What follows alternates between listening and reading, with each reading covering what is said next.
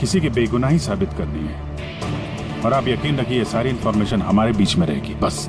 Okay sir, मैंने किसी का खून नहीं किया सर। जानते हो ये क्या है? डीएनए रिपोर्ट है सर। फिर तो तुम्हें ये भी पता होगा कि इस रिपोर्ट में क्या लिखा है, और फिर भी तुम चाहते हो कि मैं मान लूं कि तुम निर्दोष हो, तुम गुनहगार नहीं हो। सर आपने हमेशा हमें ये सिखाया सर कि सच से बड़ा दुनिया में कुछ भी नहीं है सर। इस केस की भी यही सच्चाई है सर। मैंने किसी का खून नहीं किया सर, मैं सच कह रहा हूं। अगर तुमने खून नहीं किया है तो फिर तुम्हारा खून उस हथियार पे कैसे पंकज? मुझे नहीं पता सर। कैसे नहीं पता तुम्हें? हा? ये जो तुम्हारे हाथ पर चोट लगी है, ये जो खून का निशान है, वो चीख चीख के कह रहा है कि गुनहगार तुम ही हो पंकज, तुम हो। सर मैंने आपको बताया था सर, मैं ऑटो से जब ब्यूरो आ रहा था सब तब कटा था सर।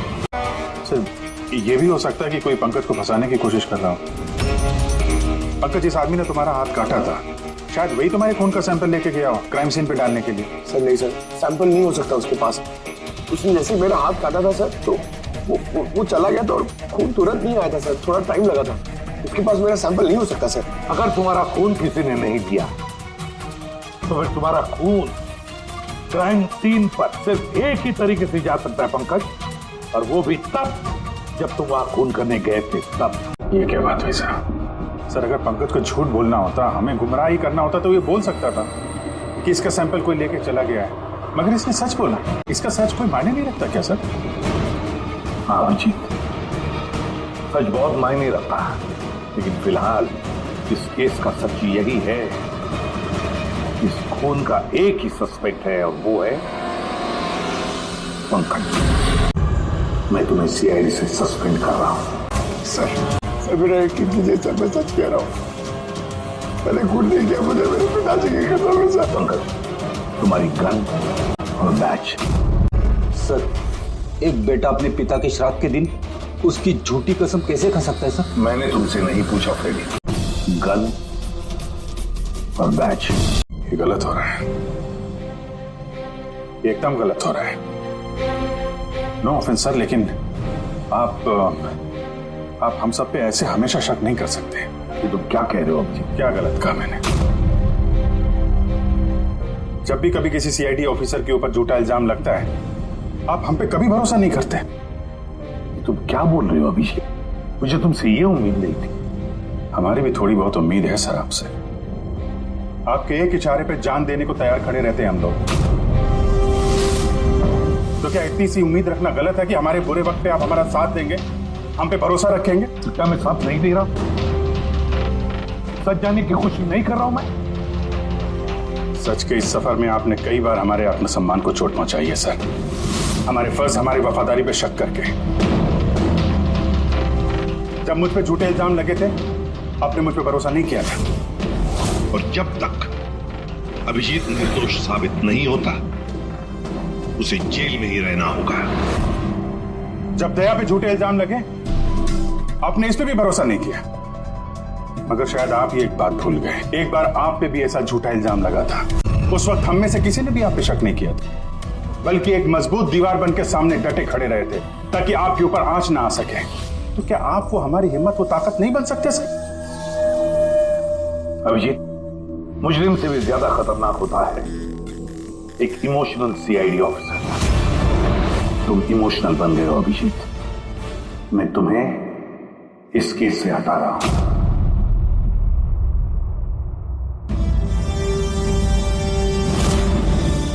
दया, पूर्वी, अब से पंकज की केस तुम दोनों इन्वेस्टिगेट करोगे, सिर्फ और सिर्फ तुम दोनों। ठीक है सर। अब आपको मुझ पे इतना भी भरोसा नहीं रहा कि मैं इस केस को न्यूट्रल तरीके से देख पाऊंगा भी या नहीं। इतने साल की ड्यूटी का ऐसा मेडल तो किस्मत वालों को मिलता है। Thank you sir. अपनी पीठ मेरी तरफ करके खड़े हो जाओ। चलो ये भी करके देख लेते हैं। आप आ गए सर? मैं आप ही का इंतजार कर रहा था। आप देखिए वहां फाइल पड़ी है, उसमें पूरा फाइनेंशियल प्लान पड़ा हुआ है और मुझे पूरा यकीन है कि आपको बहुत पसंद आएगा। Hello ACP Pradyuman.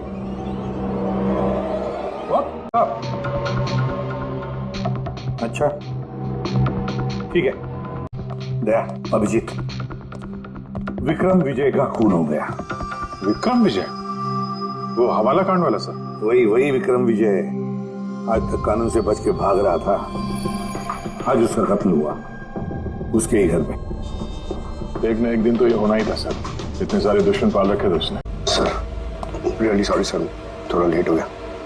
क्या बात है पंकज, कहाँ रह गए थे तुम? सर वो डैड का श्राद्ध था सर, आज मंदिर गया था सर पूजा करने। ठीक है। और ये हाथ में क्या हुआ? सर ये आते हुए लग गया, मामूली चोट है, इतना जोर से नहीं लगा सर। ठीक है, तैयार हो जाओ, एक मर्डर केस आया हुआ है। अब ये इसका मर्डर हुआ है विक्रम विजय का। सीआईडी? जी हाँ। सर मैं गोपाल हूँ, विक्रम सर का मैनेजर। ये तीनों कौन? ये मोहित, विशाल और ये राघव है, ये सर के सिक्योरिटी गार्ड्स हैं। और आप? ये विक्रम सर की वाइफ हैं, मधु मैडम, और बाकी सब स्टाफ है। बॉडी कहाँ है? सर बॉडी अंदर है। ये गर्दन पे वार किया है, अब पेट और छाती पे भी मारा है।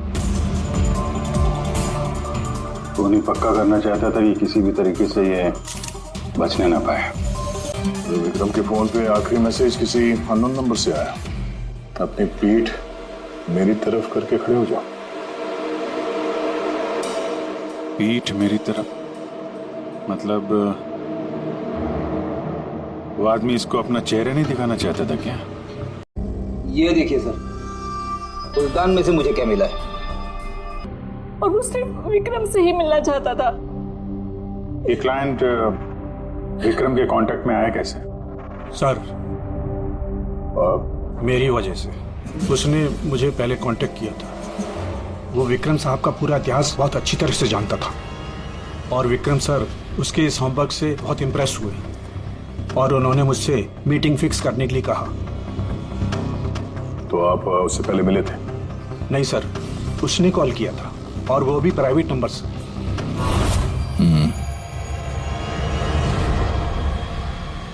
तो आप लोगों ने मीटिंग से पहले पूरी तैयारी कर ली थी?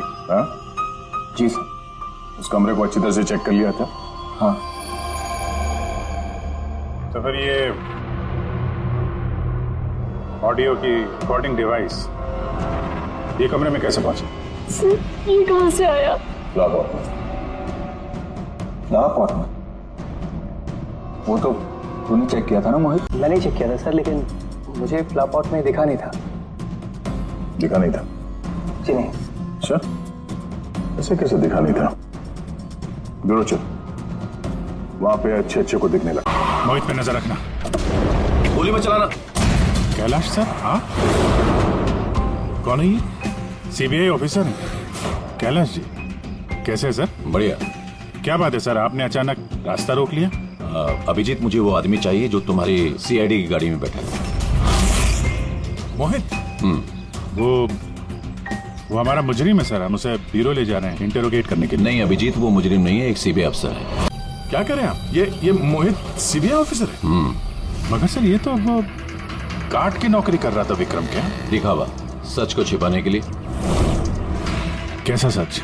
मोहित एक अंडरकवर है और मेरे कहने पर वहाँ ड्यूटी कर रहा था और मेरे कहने पे ही उसने विक्रम के वहाँ वो रिकॉर्डिंग डिवाइस लगाई थी और इसीलिए कुछ भी बताने से मना कर रहा था। ये अंडरकवर मर जाएगा मगर प्रोटोकॉल नहीं तोड़ेगा। नहीं ठीक है सर, वो एक्चुअली थोड़ी बहुत पूछताछ करनी पड़ेगी, खून का मामला है। जस्ट जनरल बातचीत। और हमें वो ऑडियो रिकॉर्डिंग मिल सकती है सर?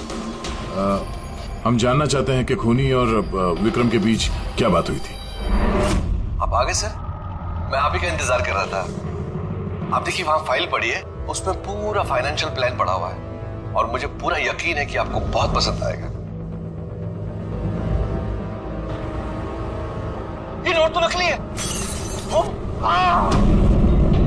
सर ऐसा लगता है कि विक्रम विजय खूनी को जानता है, इसलिए खूनी ने उसे अपना चेहरा देखने ही नहीं दिया। और जैसे ही विक्रम को पता चला कि जो पैसे उसे दिए गए वो नकली हैं, खूनी ने उसे मार दिया और बैग लेके चला गया। काम करते हैं, इस मोहित से खंडक और क्रॉप से पूछताछ करते हैं। सॉरी सर, ये केस अभी तक बंद नहीं हुआ, इसलिए अगर मैं आप लोगों को कुछ भी और बताता हूँ तो वो प्रोटोकॉल का उल्लंघन होगा, विच आई डोंट वांट। देखो मोहित, मैं तुम्हारे प्रोटोकॉल की इज्जत करता हूँ, मगर कोई तो ऐसी चीज होगी ना जो तुम्हारी इन्वेस्टिगेशन के दौरान तुम्हें मिली हो, मगर तुम्हारे प्रोटोकॉल के दायरे में होने के बावजूद भी तुम हमें बता सकते हो। कुछ तो बताओ जिसके जरिए हम खुनी तक पहुंच सके। मैं आप लोगों को केवल इतना बता सकता हूँ कि पिछले काफी सालों से सीबीआई इस विक्रम विजय के पीछे लगी हुई थी। आज से 15 साल पहले सन 2002 में सीबीआई ने एक अंडरकवर ऑफिसर को भी विक्रम विजय के पीछे लगाया था, कुछ खास सबूत इकट्ठा करने के लिए, लेकिन कुछ हासिल नहीं हुआ और अनफॉर्चुनेटली हमारे वो ऑफिसर मारे गए। एक मिनट, नाम क्या था इस ऑफिसर का? इंस्पेक्टर अधिराज। इंस्पेक्टर अधिराज। इस बोतल पे जो खून है, इस खून में विक्रम की डीएनए के अलावा किसी और का भी डीएनए। विक्रम के डीएनए के अलावा किसी और का भी डीएनए है? मेरे कहने का मतलब है कोई और भी था। कौन था सालुंखे? तो अपने क्रिमिनल डाटाबेस में कंपेयर करके देखा, मैच करके देखा तूने? उसकी जरूरत नहीं पड़ी।